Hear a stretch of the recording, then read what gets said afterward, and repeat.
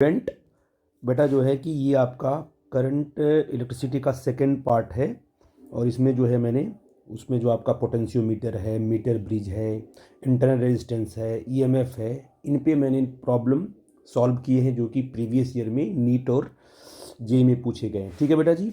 तो मैंने जो आपका पहला क्वेश्चन लिया है कि a battery consist of a variable number N of identical cell having internal resistance R each, which are connected in series. The terminal of battery are short circuited and the current I is measured. Which of the graph shows the correct relationship between I and N? ये बड़ा important देखो बेटा जी क्या है कि आपसे कह रहा है कि हमारे पास जो है आइडेंटिकल ईएमएफ है ना, ये ई और कितने हैं वो एन हैं और सब के सब किस में कनेक्टेड हैं, वो सीरीज में कनेक्टेड है। ठीक है ना। और रेजिस्टेंस सबका क्या है, सबका रेजिस्टेंस आपका आर है, ये आपने पॉइंट आउट कर दिया। ठीक है बेटा जी।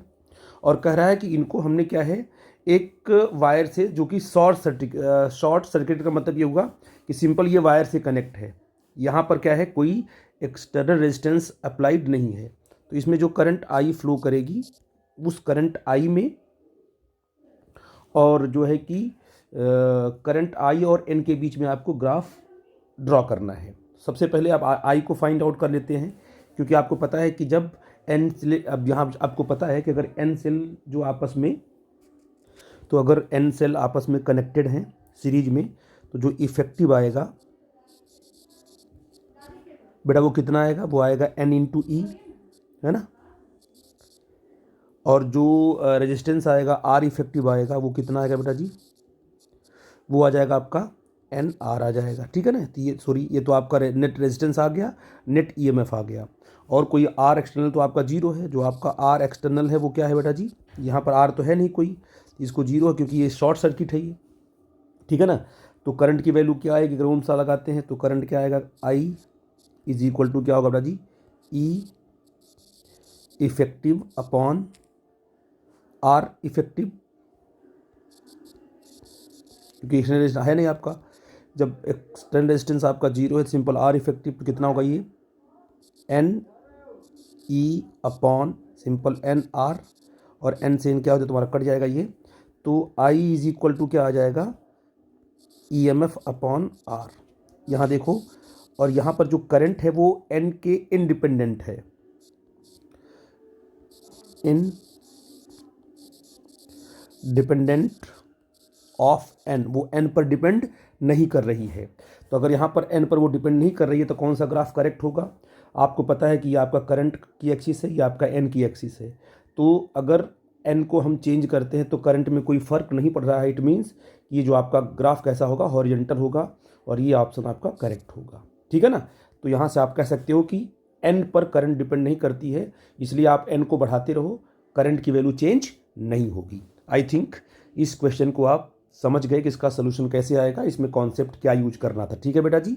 ये ग्राफिकल क्वेश्चन था, इंपॉर्टेंट था, कोई प्रॉब्लम होगी डिस्कस करना। ओके।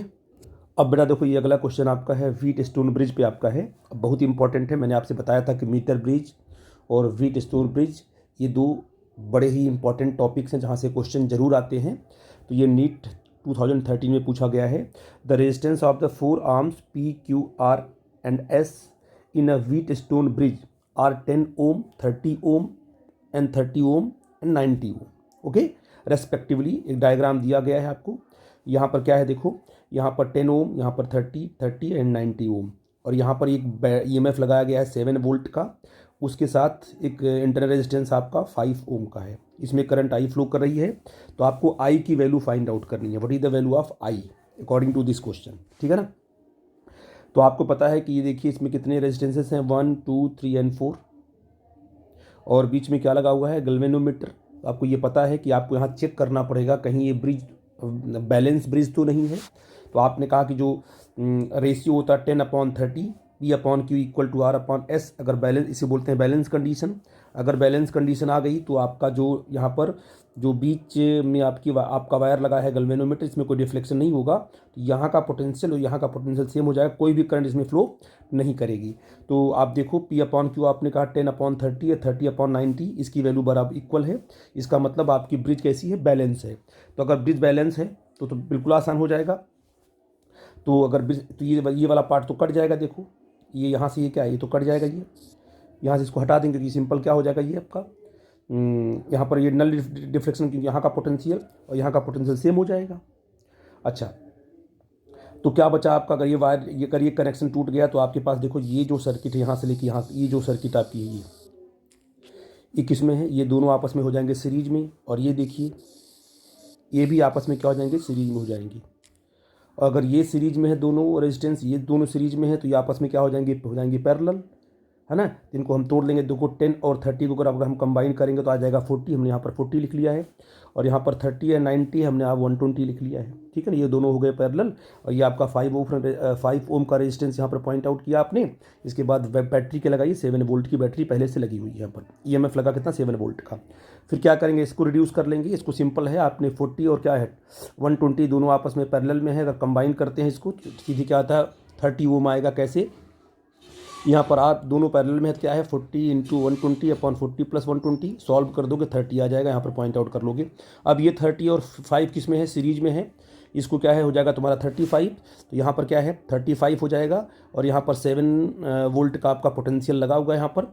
अब बस आप I क्या, V = IR से, I = V/R, V कितना है 7 वोल्ट है, और R कितना आपका है 35 है। तो जो आपकी करंट जो आई, सॉरी यहाँ पर जो करंट आएगी यहाँ पर, तो आप कितना लिखोगे, यहाँ पर जो करंट आ जाएगी, करंट लिखोगे I = 1/5 मतलब 0.2 एम्पियर, ये आपकी करंट आ जाएगी। तो करंट की वैल्यू कितनी आ गई 0. बहुत ही सिंपल क्वेश्चन था, लेकिन ऐसे ही क्वेश्चन आते हैं। तो आपका 0.2 एम्पियर, ये आपका थर्ड ऑप्शन करेक्ट होगा। ठीक है बेटा जी, आई थिंक इस बात को समझ गए। मैं अगले क्वेश्चन पे आता हूँ। ये बेटा AIPMT में 2009 में क्वेश्चन पूछा गया है, बड़ा ही इंपॉर्टेंट है। A student measures the terminal potential difference V of a cell of EMF E and internal resistance R as a function of current I flowing through it. The slope and intercept of the graph between V and I then respectively is equal to the, ये आपके पास options है। इसकी meaning समझो, क्या मतलब इसका होगा, solve कैसे करेंगे। जैसे मान लीजिए आपके पास क्या है, एक EMF आपका E दिया गया है, और इसका जो इंटर रेजिस्टेंस कितना आपका R है। तो ये आपका पूरा का पूरा सेल हो गया आपका, जिसमें EMF और उसका इंटर रेजिस्टेंस आपका R है। और यहाँ पर जो आपका आएगा, इसको बोलेंगे टर्मिनल पोटेंशियल डिफरेंस। अगर आपने एक एक्सटर्नल रेजिस्टेंस यहाँ लगा दिया है, तो ये A और B के क्रॉस जो भी पोटेंशियल ड्रॉप होगा, वही ड्रॉप यहाँ भी होगा। A और B के क्रॉस जो भी पोटेंशियल ड्रॉप होगा, उसके बोलेंगे टर्मिनल पोटेंशियल डिफरेंस बोलते हैं। तो ये कितना होता है, V = IR आपको पता है। आप चाहते हो, अगर चाहो तो यहाँ पर क्या है KVL से आप इसको सॉल्व भी कर सकते हो। V = टर्मिनल पोटेंशियल डिफरेंस क्या होता है, V = E - IR हो जाएगा। ठीक है ना। अब आपको जो ग्राफ देखना है वो किस में देखना है, जो ग्राफ देखना है I में और R में देखना है। तो आपको पता है कि इसको सेट कर लो, V = फिर रीअरेंज कर देते हैं इसको, -IR यहाँ करते हैं, E यहाँ कर देते हैं, V = -IR + E। तो आप ये देख रहे हो कि बैटरी का जो EMF है वो चेंज नहीं होगा, और जो इंटर रेजिस्टेंस है वो भी फिक्स रहता है। ठीक है ना। अब V को चेंज करने से आपका I चेंज होगा। अगर हम टर्मिनल पोटेंशियल डिफरेंस को चेंज कर रहे हैं तो पक्का आपका I क्या होगा, जो इसमें I फ्लो कर रहा है वो चेंज होगा। तो आप देखिए ये V = -IR + E, तो ये क्या हो जाएगा, Y = MX + C की तरह हो जाएगा। V का रोल कौन प्ले कर रहा है, मान लो Y कर रहा है। यहाँ पर जो -I है ना आपका, ये -I है, तो Y = MX है ना। इसको और भी इसको सही कर लो, इसको मैंने RI कर लिया, क्योंकि Y = यहाँ पर Y वेरिएबल होता है और X वेरिएबल होता है। तो यहाँ पर टर्मिनल पोटेंशियल डिफरेंस और I वेरिएबल है, तो यहाँ पर क्या हो जाएगा, V = -RI + E हो जाएगा। तो यहाँ पर देखिए I क्या है, I तो आपका X हो गया, V आपका Y हो गया। तो -R किसका रोल प्ले करेगा, -R रोल प्ले करेगा एम का, और एम को बोलते हैं स्लोप। ये तो स्लोप आपका है, और जो ईएमएफ है वो सी का रोल प्ले करेगा। तो आप कहोगे स्लोप कितना होगा, M equal to minus R होगा, और सी कितना होगा, इंटरसेप्ट कितना होगा, सी इक्वल टू ई होगा। तो कौन सा ऑप्शन करेक्ट होगा बेटा जी, बोलो। स्लोप एंड इंटरसेप्ट, स्लोप कितना हुआ, माइनस आर हुआ, और इंटरसेप्ट आपका ई हुआ, तो थर्ड ऑप्शन आपका करेक्ट होगा। ठीक है ना, आप यहाँ से कंपेयर करके सॉल्व कर सकते हो। आई थिंक ये कॉन्सेप्ट आपको क्लियर हुआ होगा। अब बेटा अगला क्वेश्चन देखो, ये पोटेंशियोमीटर पर बेस्ड है, बहुत इंपॉर्टेंट है। कैसे सॉल्व करेंगे, क्वेश्चन पहले पढ़ते हैं कि a potentiometer wire of length L. एक पोटेंशियोमीटर वायर है जिसकी लेंथ कितनी है, एल है, ए और बी हमने वायर लिया, ऑफ रेजिस्टेंस आर, इसका रेजिस्टेंस भी क्या लिया आपने, इसका रेजिस्टेंस भी आपने आर ही ले लिया है, जो वायर लिया अपना, लेंथ एल है और रेजिस्टेंस क्या आपका आर है। R connected in series with a battery, ये किससे कनेक्ट है, एक बैटरी के साथ कनेक्ट है, जिसका ईएमएफ क्या लिया आपने है, ई नॉट लिया हुआ है, और रेजिस्टेंस इसका कितना है, इंटरनल रेजिस्टेंस आपका R1 है। इतना तो क्वेश्चन क्लियर हो गया। An unknown EMF is balanced at the length L of the potentiometer wire, और एक अननोन ईएमएफ आप लेते हो यहाँ से, ठीक है ना, और यहाँ लगाते हो ऐसे, ये पॉजिटिव होगा और ये नेगेटिव होगा, ठीक है ना, और यहाँ लगाते हो क्या आपका, यहाँ पर आपका आता है गैल्वेनोमीटर, है ना, और ये जाकर के यहाँ पर की जो है मान लो इससे अटैच हो गई, और इस लेंथ को आपने क्या ले लिया, ये लेंथ आपको दिया हुआ है कि जिस पॉइंट पर क्या हो रहा है वो बैलेंस हो रहा है, उसको लेंथ आपने एल माना हुआ है। ये आपका ईएमएफ जो हमको निकालना है, ठीक है ना। अब ये जो है आपने कहा कि यहाँ वायर लगाकर यहाँ पर लगा दिया गैल्वेनोमीटर, इस पॉइंट पर आने के बाद ये इसमें कोई भी करंट फ्लो नहीं कर रहा है, इसका मतलब ये बैलेंस हो गया। यहाँ का पोटेंशियल जो होगा, यहाँ का पोटेंशियल इस ईएमएफ के बराबर होगा, तभी तो यहाँ बैलेंस होगा ना। तो आपका एम है कि यहाँ का पोटेंशियल निकालना, ए और सी मान लो इसको, ए और सी के बीच का पोटेंशियल डिफरेंस अगर आपका निकल जाएगा तो ही तो आपका ई कहलाएगा। ठीक है बेटा जी। अब बेटा आपको पता है कि ये आपकी सेकेंडरी सर्किट होती है, ये आपकी प्राइमरी सर्किट होती है। तो अब ईएमएफ को निकालने के लिए पहले इस सर्किट को आप हटा दो, ठीक है ना। सबसे पहले देखो कि इस वायर में जो लेंथ आपने, इसमें करंट कितना फ्लो कर रही है, क्योंकि जब तक ए और बी, ये पूरा का पूरा जो है ए और बी ना, ये लेंथ कितनी एल है, इसका रेजिस्टेंस आर है, तो ए और बी के अक्रॉस, क्योंकि आपको निकालना क्या है, आपको निकालना ए और सी के बीच का पोटेंशियल डिफरेंस निकालना है। ये अगर निकल जाएगा तभी तो आपको ये ई मिलेगा, ठीक है ना। इसके लिए क्या करना पड़ेगा आपको, इसके लिए आपको सबसे पहले ए और बी के अक्रॉस पोटेंशियल डिफरेंस निकालना पड़ेगा। इस सर्किट को भी जोड़ना नहीं आपको है, सबसे पहले सब क्या करो, ए और बी के अक्रॉस पोटेंशियल डिफरेंस जब निकाल लोगे, पूरा का पूरा निकल जाएगा, तब निकालोगे potential difference per unit length. एक यूनिट लेंथ में कितना पोटेंशियल डिफरेंस है वो निकाल लोगे, फिर इस लेंथ का पोटेंशियल डिफरेंस आपको मिल पाएगा। तो सबसे पहले क्या करो, इसको हटा करके इसमें देखो ए और बी में जो करंट फ्लो कर रही है, यहाँ से आने वाली करंट, वो कितनी है। तो आपने कहा आई इक्वल टू क्या है होगा, वो क्या है आपका, कितना है पोटेंशियल, ई नॉट यहाँ पर है, और ये आर और ये आर, स्मॉल आर ना, आपको दोनों R1 और आर ये तो आपस में सीरीज में है, अगर ये सर्किट नहीं है तो ये R1 प्लस आर हो जाएगा। तो इसमें जो करंट आई फ्लो कर रही है वो e naught upon are plus R1 होगी। ठीक है बेटा जी। तो ये करंट आपकी मिल गई, इसमें करंट कितना, और अगर मैं पूछूंगी बताओ बेटा जी, इसका यहाँ से लेके पूरा का पूरा इस वायर के अक्रॉस जो पोटेंशियल डिफरेंस है वो कितना है, ये पूरा का पूरा ये पोटेंशियल डिफरेंस, इसको मान लो वी नॉट है, ये आपका वी नॉट है। इस वायर में क्या है, इस वायर में अगर करंट आपको मिल गई है, आई करंट मिल गई है, और इस वायर का रेजिस्टेंस आर है, तो सिंपल है कि इसके क्रॉस जो पोटेंशियल डिफरेंस वी नॉट कितना होगा। तो कहोगे सर वी नॉट तो सिंपल क्या होगा, आई इंटू आर होगा, ठीक है ना, कोई दिक्कत तो नहीं है ना। अब देखिए, अब निकाल लो कि इस पूरे वायर के एक यूनिट लेंथ का कितना पोटेंशियल डिफरेंस होगा, तभी ये एल का पाओगे आप। तो पोटेंशियल ग्रेडियंट्स को बोलते हैं K equal to V naught upon L बोलते हैं इसको। ठीक है बेटा जी। तो अब बताओ वी नॉट क्या चीज़ है, वी नॉट है आई इंटू आर है, तो क्या हो जाएगा तुम्हारा e naught upon are plus R1 into ये आपका आर हो जाएगा। तो ये आपका के आ गया, एक यूनिट लेंथ का क्या है पोटेंशियल डिफरेंस क्या होगा वो हो जाएगा। तो बताइए, अब आप सेकेंडरी सर्किट लगा करके एल लेंथ पर आपने क्या है, एल लेंथ पर आपको मिल गया नल डिफ्लेक्शन, इसका मतलब ये जो आपका ई होगा, ईएमएफ होगा, वो किसके बराबर होगा? वो ए और सी के बीच क्रॉस जो पोटेंशियल डिफरेंस होगा। तो बताइए एक यूनिट लेंथ पर पोटेंशियल डिफरेंस कितना है? इतना है। तो एल लेंथ पे कितना होगा? तो कहोगे सर के potential difference for unit length और इनटू एल, ये होगा। ये तो है के इंटू एल। तो ई क्या हो जाएगा? ई इज इक्वल टू के कितना आपका है? ई नॉट, है ना, upon are plus R one, है ना, इंटू आर, और ये सिंपल क्या आ गया आपका? लेंथ कितना है? तो आर। अच्छा एक चीज़ यहाँ भूल रहे हैं हम बेटा, यहाँ पर आपको एल करना पड़ेगा ना, कैपिटल एन है। ये तो वी नॉट लिखा आपने, क्या होगा? वी नॉट कितना होगा? वी नॉट लिखा ना आपने, तो वी नॉट अपॉन एल तो करना पड़ेगा आपको ना, ये अपॉन एल तो यहाँ करना ही पड़ेगा आपको। ये एल यहाँ छूट गया था, तो आपने कहा कि सर यहाँ पर हो जाएगा तुम्हारा सिंपल, यहाँ पर एल रहेगा, इंटू आर हो जाएगा, और इसके बाद फिर क्या करना पड़ेगा? इंटू लेंथ कितना होगा? एल हो जाएगा। तो ई जो आपका आ गया, कितना आ गया? ई नॉट, है ना, R L upon L R plus R one, ये आपका आ गया ईएमएफ की वैल्यू आ गई, ठीक है ना। और ये आपका कहाँ मैच कर रहा है बेटा जी?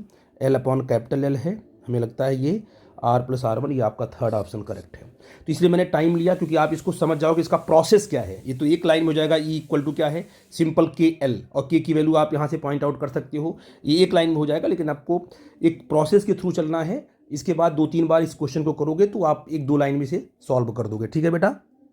ये बड़ा इंपॉर्टेंट है, देखिए कि a potentiometer is an accurate and versatile device to make electrical measurement of EMF. आपको पता है कि पोटेंशियोमीटर क्या है? एग्जैक्ट ईएमएफ को कैलकुलेट कर लेता है, बैटरी का जो ईएमएफ है वो कैलकुलेट करता है, ठीक है ना। कौन? पोटेंशियोमीटर, ठीक है ना। और because of the method involves, क्यों?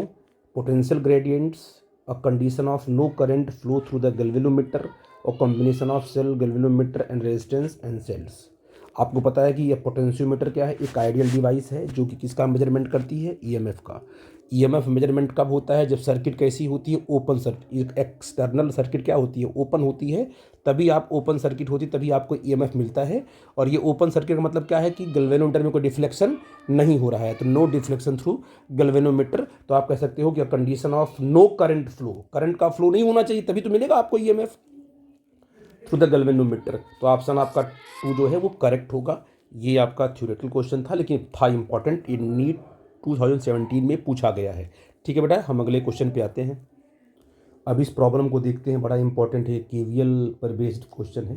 केसीएल केवीएल इसमें लगा कि आप लोग सॉल्व कर सकते हो, उसका एप्लीकेशन पार्ट है कि see the electrical circuit shown in the figure, which of the following equation is a correct equation for it.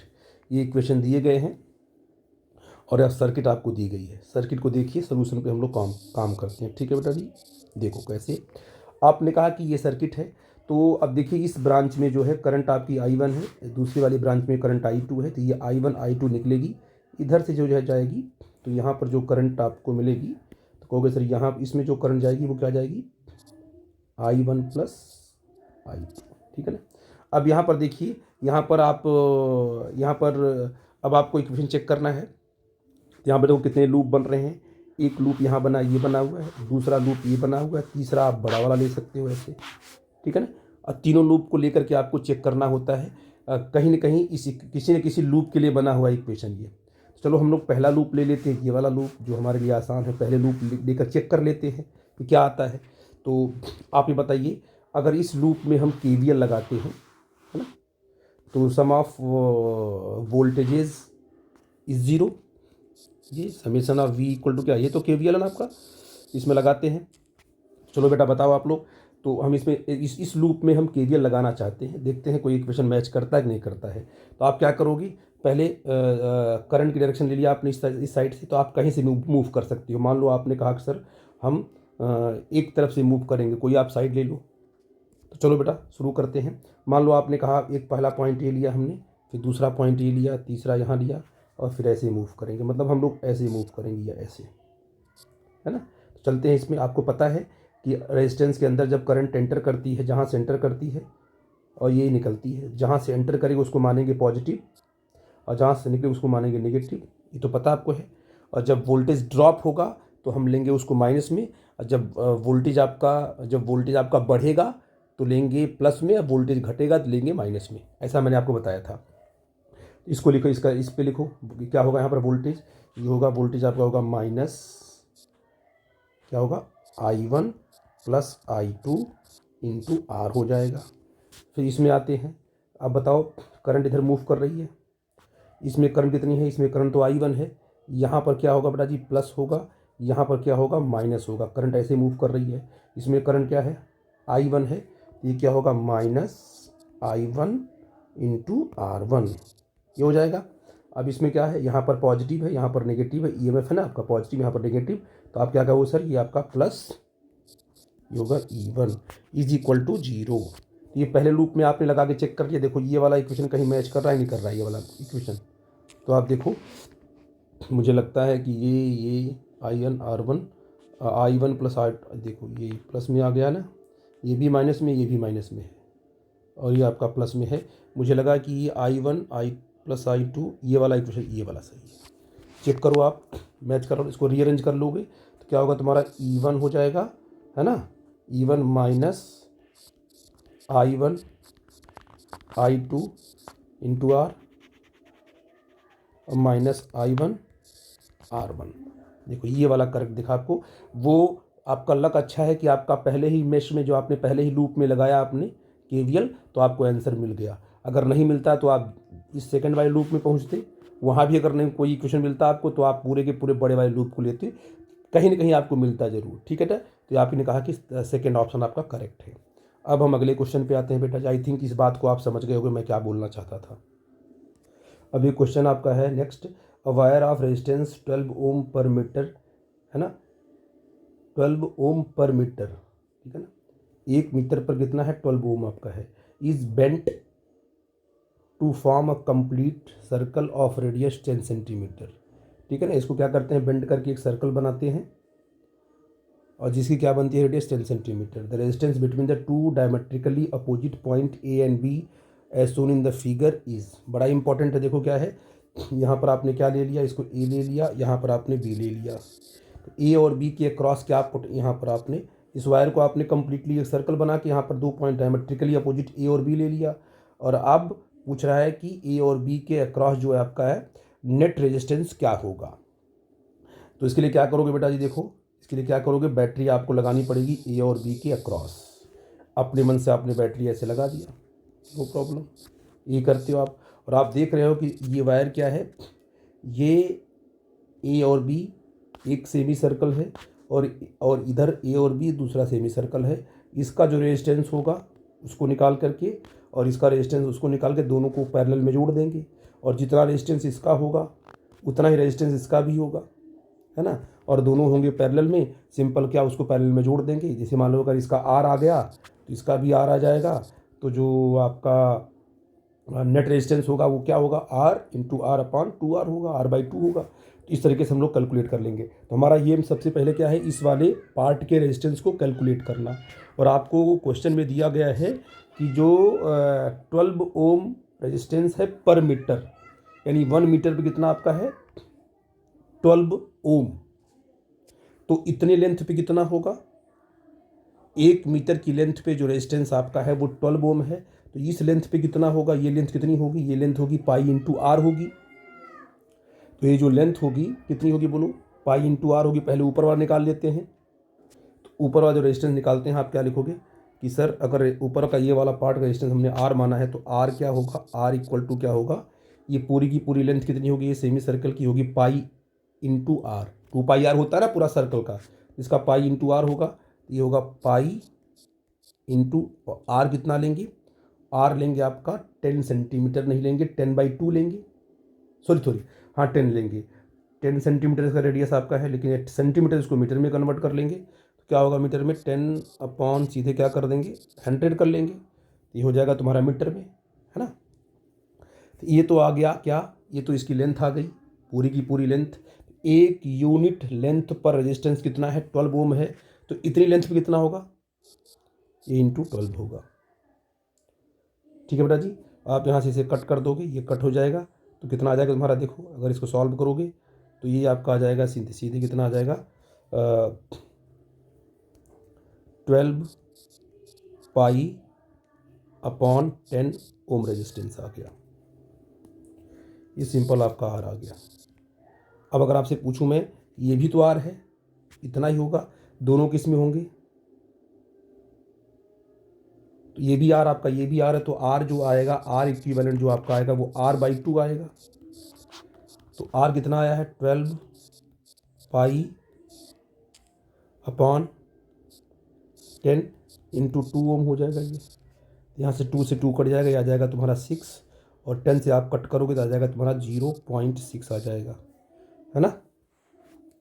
तो जो आपका आर इक्विवेलेंट आया किसके अक्रॉस, ए और बी के अक्रॉस आया बेटा जी, वो कितना आ जाएगा, वो आ जाएगा 0.6 पाई आ जाएगा। बहुत ही सिंपल क्वेश्चन, बहुत ही इजी था, बट आपको फोकस करना पड़ेगा, ये वाला आपका आंसर सही होगा। ठीक है ना। आई थिंक इस कॉन्सेप्ट को आप समझ पाए। अब देखो बेटा, ये अच्छा क्वेश्चन आपका है। In the circuit shown the current through the 4 ohm resistance is 1 ampere. ये आपका 4 ओम का रेजिस्टेंस है, इसमें जो करंट इन्होंने दिया हुआ है, जो फ्लो कर रही है, इसको इस जानकारी दी है इन्होंने कि इसमें 1 एम्पियर की करंट फ्लो कर रही है। ये when the point P and M are connected to a DC volt sources, P को हमने क्या किया, ये आपका P है ना, ये आपका P पॉइंट, ये आपका N पॉइंट, इसको DC सोर्स वोल्टेज इसको हमने अटैच कर दिया। कोई वोल्ट होगा, पता नहीं कितना वोल्ट है, ये नहीं दिया हुआ है, सिंपल सी बात है, सिर्फ इन्फॉर्मेशन आपको 4 ओम के अक्रॉस करंट आपको दी गई है। The potential difference between the point M and N is, कितना इंपॉर्टेंट क्वेश्चन है कि भाई यहाँ पर N लिया, यहाँ पर इन्होंने M लिया, इसके अक्रॉस जो पोटेंशियल डिफरेंस है वो आपको निकालना है। तो बहुत ही सिंपल सर्किट है, देखने में आपको टफ लगी, बच्चे छोड़ देते हैं। देखो हम लोग कैसे करेंगे, आप बताओ कि ये 4 ओम और ये 3 ओम दोनों आपस में किस में है, पैरेलल में है। तो बताओ बेटा जी, 4 ओम के अक्रॉस जो वोल्टेज डिफरेंस कितना होगा, इसके अक्रॉस जो वोल्टेज डिफरेंस होगा वो यहाँ से लेकर यहाँ तक क्या होगा, वोल्टेज पोटेंशियल डिफरेंस। करंट कितना है, 1 एम्पियर है, और रेजिस्टेंस आपका 4 ओम है, तो ये होगा 4 वोल्ट होगा। इसका मतलब इस वाले पॉइंट का और इस वाले पॉइंट का, यानी कि यहाँ का और यहाँ का, अगर इसका 4 वोल्ट है तो इसका भी 4 वोल्ट होगा। यानी कहने मतलब कि इस वाले पॉइंट का और इस वाले पॉइंट का पोटेंशियल डिफरेंस कितना होगा, 4 वोल्ट होगा। इसका मतलब P और M, ये अपना वायर ही तो है आपके इसमें, ये P और M के बीच का 4 वोल्ट होगा। इसका मतलब यहाँ वाला पॉइंट और यहाँ वाला पॉइंट, इनके बीच का पोटेंशियल डिफरेंस होगा 4 वोल्ट पूरा का पूरा। ठीक है ना। और हमको करना क्या है, हमको M और N की ये पोटेंशियल डिफरेंस निकालना, हमको यहाँ का पोटेंशियल डिफरेंस, यहाँ का मतलब आप कह सकते हो कि यहाँ पर P है और यहाँ पर आपका M है, ये पूरा का पूरा पोटेंशियल डिफरेंस, ये तो है ना कनेक्टेड है वायर से, वायर के हर पॉइंट पोटेंशियल सेम होगा, तो P और M के बीच का पूरा पोटेंशियल डिफरेंस आपका 4 वोल्ट है। तो ये पोटेंशियल डिफरेंस हमने यहाँ पर पॉइंट आउट कर दिया, ये आपका कितना है, ये आपका 4 वोल्ट है। अब बताओ ये 0.5 ओम है, अब क्या करो, हमको इसके क्रॉस पोटेंशियल डिफरेंस निकालना है। तो अगर इस ब्रांच में करंट मिल जाती है, क्या है, तो करंट मिल गई, तो अगर यहाँ पर करंट मिल गई तो आप आराम से निकाल सकते हो पोटेंशियल डिफरेंस वोल्टेज। तो आप ये 0.5 ओम है, 0.5, ये दोनों किस में है, आपस में पैरेलल में है, इन्हें क्या कर देंगे, सीरीज में कर देंगे। कितना हो जाएगा बेटा जी, तो बेटा इसको यहाँ हमने सॉल्व कर लिया। देखो ये कितना है, रेजिस्टेंस आपका 1/2, ये भी 1/2 है, तो आर इक्विवेलेंट क्या होगा इसका, 1/2 इंटू 1/2 अपॉन 1/2 प्लस 1/2 कर दोगे तो ये हो जाएगा 1, सीधे 1/4 आ जाएगा। ठीक है ना। तो मैंने क्या किया, इस वाली पूरी ब्रांच को अलग निकाल लिया, तो मैंने क्या कर दिया, इसका 1/4 आया, कितना इसका 1 आया, ठीक है। और P और M के बीच का पोटेंशियल डिफरेंस कितना है, 4 वोल्ट, वो दिया ही हुआ है। तो इसमें करंट निकाल लीजिए, तो इसका क्या होगा, सीरीज कॉम्बिनेशन, इनको अगर कंबाइन करेंगे कितना आएगा, 4 1 जा, ये आ जाएगा 5/4 ना। अब बताओ इतना वोल्टेज है, 4 है, तो करंट क्या फ्लो करेगी इसमें, क्योंकि सर V/R होता है, तो V कितना दिया आपको, 4 दिया है, और R कितना है, पूरा का पूरा 5/4 है, इसको ऊपर कर दिया, 16/5 आ गया, तो I इतना आ गया। अब बताओ ये जो करंट इसमें जा वही करंट इसमें भी जा रही है, तो अब बताओ यहाँ पर इसके और इसके क्रॉस कितना वोल्टेज होगा, 16/5 इंटू 1 होगा, ये कितना होगा, ये आपका होगा 3.2 होगा, और 1 से मल्टीप्लाई करोगे तो आप कहोगे सर यहाँ पर जो वोल्टेज डेवलप होगा वो 3.2 वोल्ट होगा। तो मुझे लगता है ये आपका करेक्ट है। तो अगर सर्किट पे कमांड है तो बहुत आसानी सर्किट टूट जाएगी। ठीक है बेटा जी, आई थिंक ये पूरा का पूरा कॉन्सेप्ट आपको क्लियर हुआ होगा। अब मैं अगले क्वेश्चन पे आ रहा हूँ। अब बेटा इस क्वेश्चन का देखो, galvanometer acting as a voltmeter, मैंने बताया भी था। High resistance in series with its coil. आपको पता है कि गैल्वेनोमीटर ये है। इस गैल्वेनोमीटर को अगर क्या करेंगे, ये आपका गैल्वेनोमीटर है, अगर इसको हमने क्या किया, एक हाई रेजिस्टेंस इसके क्या है साथ हमने अगर सीरीज में हम जोड़ देते हैं तो आपको क्या बन जाएगा, ये बन जाएगा वोल्ट मीटर। ठीक है बेटा जी, तो क्या हो गया, high resistance in series with its coil. ठीक है।